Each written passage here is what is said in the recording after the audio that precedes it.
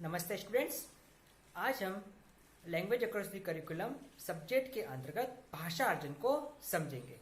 इससे पूर्व की कक्षाओं में हमने उच्चारण क्या होता है, उच्चारण दोष किस तरह से उत्पन्न होता है, उच्चारण दस के कौन कौन से प्रकार है, इन सब के बारे में अध्ययन किया था।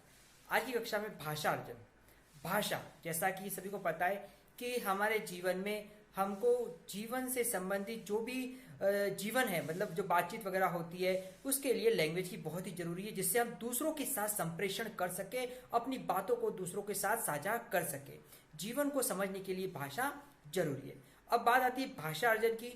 तो भाषा प्रारंभ से ही शैशवावस्था ही बालक सीखना शुरू कर देता है, लेकिन धीरे धीरे जब विद्यालय जाना शुरू करता है तो विद्यालय में प्राथमिक स्तर से भाषा अर्जन प्रारंभ होता है। भाषा को एक रास्ता मिलता है। रास्ता का मतलब है बच्चों की भाषा का सीखने का एक वे तैयार होता है, वो भाषा अर्जन में आता है।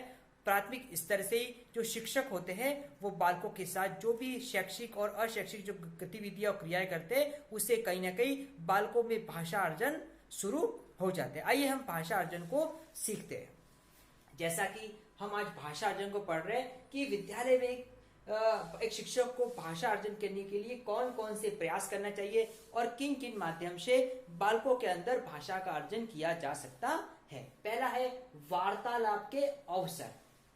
वार्तालाप यानी कि बातचीत।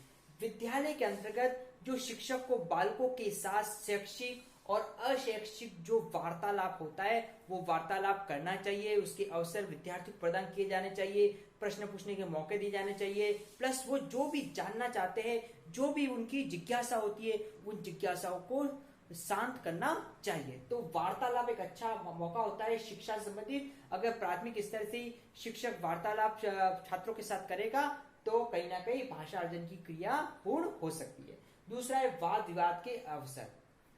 विद्यालय के अंतर्गत बच्चों के साथ वाद विवाद करना चाहिए, डिबेट कंपटीशन करनी चाहिए, उनको अवसर प्रदान दिए जाने चाहिए। कुछ ऐसे टॉपिक होते हैं जो समसामयिक और पर्यावरण मुद्दों से संबंधित हो सकते हैं, तो उन मुद्दों पर वाद विवाद करके भाषा अर्जन की जो प्रक्रिया है उसको अच्छे से पूर्ण की जा सकती है। अगला है अनौपचारिक बातचीत। विद्यालय के अंतर्गत अनौपचारिक बातचीत को भी महत्वपूर्ण स्थान दिया जाना चाहिए। अब अनौपचारिक बातचीत की बात करेंगे तो अमूमन देखा जाता है कि विद्यालय में ये चीजें होती है, लेकिन अनौपचारिक का मतलब है कि विद्यालय के अंदर कक्षा कक्ष के अंतर्गत जब शिक्षण कार्य चल रहा हो तो उसके साथ साथ किसी पहलू पर डिस्कशन करना हो या कुछ ऐसी बातें जो विद्यार्थियों को आपस में साझा करवानी हो, तो ऐसी बातों को कहीं ना कहीं कक्षा कक्ष में मौका देखकर या शिक्षक को उनसे कोई व्यवहारिक बातें कर हम कह सकते हैं कि जो जीवन से संबंधित जो भी पहलू है उसको समझ सकता है शिक्षक, बालक उसको जान सकता है और जो भाषा अर्जन की प्रक्रिया है उसको पूर्ण किया जा सकता है। क्योंकि जीवन जो व्यवहारिक जीवन है वो हमारे जीवन चलता रहता है और उसको समझना जरूरी है, तो अनौपचारिक बातचीत से उसको पूर्ण किया जा सकता है। अगला है पृष्ठ पोषण प्रदान करना। विद्यालय के अंतर्गत बालकों को जब किसका पाठ करवाया जाता है, कोई कविता करवाई जाती है या कुछ पूछा जाता है, कोई बातचीत करी जाती है, तो उसके लिए उचित पृष्ठ पोषण यानी कि फीडबैक दिया जाना चाहिए। अगर पृष्ठ पोषण और फीडबैक दिया जाएगा तो उनमें एक तरह से आत्मविश्वास उत्पन्न होगा, प्लस दूसरे बालकों में भी जिज्ञासा उत्पन्न होगी कि वह भी अपनी बात, अपनी जो कविता है, अपना जो भी पाठ है उसको अच्छे से पढ़ सके। तो ये भी एक अच्छा पहलू है। अगला है शिक्षक का सकारात्मक व्यवहार। शिक्षक को हमेशा पॉजिटिव बिहेव के साथ बच्चों के साथ पेश आना चाहिए। सकारात्मक यानी कि उसको ऐसा व्यवहार रखना चाहिए जो सकारात्मक है। कभी भी बालकों के साथ नकारात्मक व्यवहार नहीं करें। नकारात्मक का मतलब है बच्चों के साथ हमेशा शिक्षण में एक क्रिएटिविटी माहौल तैयार करें और बच्चों को भी अवसर प्रदान करें, बच्चों को भी शिक्षण से जोड़े रखें और साथ साथ बच्चे और शिक्षक शिक्षण की प्रक्रिया को सही से सुचारू रूप से संपन्न कर सके। तभी हो सकता है जब शिक्षक सकारात्मक होगा, बच्चों की बातों को एक्सेप्ट करने वाला होगा और उसका व्यवहार भी अच्छा होगा। अगला है आत्मविश्वास का विकास।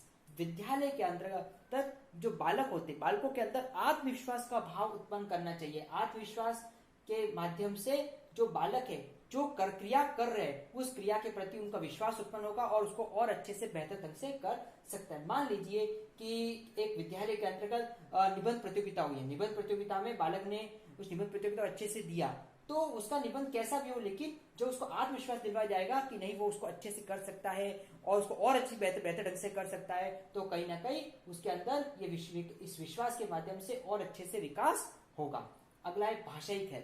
विद्यालय में भाषाई खेल को भी महत्वपूर्ण स्थान दिया जाना चाहिए। भाषाई खेल के अंतर्गत कुछ ऐसे गेम्स जिनके माध्यम से अक्षरों का ज्ञान करवाया जा सकता है। तो इस तरह से कार्ड के माध्यम से, अक्षरों के माध्यम से एक गेम्स ऑर्गेनाइज करके बच्चों को सिखाया जा सकता है और बच्चों के अंदर भाषा अर्जन की क्रिया को पूर्ण किया जा सकता है। अगला है शिक्षण अधिगम सामग्री का प्रयोग। विद्यालय में जो शिक्षण अधिगम सामग्री होती है उन सामग्री का सही से प्रयोग करना चाहिए। उनका सही से प्रयोग करने के साथ साथ बच्चों को समझाकर और उस शिक्षण की प्रक्रिया को अच्छे से पूर्ण करना चाहिए। अगर शिक्षण अधिगम सामग्री का प्रयोग करेंगे तो सीखने की क्रिया में एक अच्छा बदलाव आ सकता है, एक अच्छा चेंज आएगा और उसी के माध्यम से हम कह सकते हैं कि शिक्षण अधिगम अच्छे से होगा।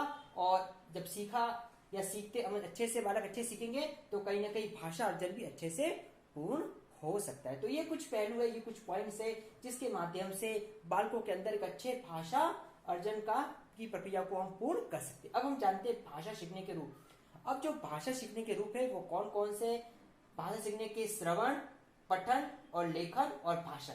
श्रवण, पठन, लेखन ये तीनों क्रिया भाषा से जुड़ी हुई है और यहाँ भाषण भी हम इसमें एक पहलू जोड़ते हैं। श्रवण, जब तक हम किसी पहलू को सुनेंगे नहीं, किसी बातचीत को सुनेंगे नहीं और तो हम उसको समझ नहीं सकते और नहीं समझ पाएंगे तो उसको किस तरह से एक्सप्लेन करना वो हम नहीं जा सकते। सबसे पहले शिशु सुनता है और सुन के समझता है, इसलिए श्रवण सबसे पहला रूप है। फिर है भाषण। भाषण के माध्यम से अपनी अभिव्यक्ति की जाती है, अपनी बातों को दूसरों के सामने प्रस्तुत किया जाता है। तो भाषण भी एक भाषा सीखने का अहम पहलू है। भाषण के माध्यम से आत्मविश्वास जागृत होता है, आत्मविश्वास उत्पन्न होता है और कहीं ना कहीं एक जो भाषा की अर्जन की प्रक्रिया है वो पूर्ण होती है। अगला है पठन। पठन भी एक क्रिया है कि जब तक पठन नहीं होगा, किसी चीज का पढ़ नहीं सकते, किसी चीज को समझ नहीं सकते, तब तक भाषा अर्जन सही से पूर्ण नहीं हो सकता। इसलिए पठन की क्रिया भी एक भाषा अर्जन में आती है। तीसरा लेखन। जब श्रवण हो रहा है, पठन हो रहा है तो लिखना भी जरूरी है। जब लेखन आ जाएगा इसका मतलब है भाषा अर्जन की प्रक्रिया पूर्ण हो गई है। तो तीनों है श्रवण, पठन, लेखन। जब ये तीनों क्रियाएं पूर्ण हो जाती है तब हम कह सकते हैं कि भाषा अर्जन की प्रक्रिया पूर्ण हो रही है। तो आज की कक्षा में हमने जाना कि भाषा अर्जन किस तरह से होता है और विद्यालय के अंदर भाषा अर्जन के लिए हमको कौन कौन से प्रयास करने चाहिए। साथ ही भाषा अर्जन की प्रक्रिया कौन कौन सी है। भाषा अर्जन या भाषा सीखने की प्रक्रिया हमारे जीवन के साथ चलती रहती है, प्रारंभिक अवस्था से लेकर हमारे साथ जुड़ी हुई है और जीवन पर्यंत ये चलती रहेगी। इसलिए किस तरह से व्यवस्थित बालकों के अंदर भाषा अर्जन करना चाहिए, एक शिक्षक होने के नाते हमको इसका उत्तरदायित्व समझना होगा और बेहतर ढंग से बालकों के अंदर भाषा अर्जन की प्रक्रिया को पूर्ण करना होगा। Thank you. आपका गृह कार्य है विद्यालय में बालकों के अंदर भाषा अर्जन किस प्रकार किया जा सकता है।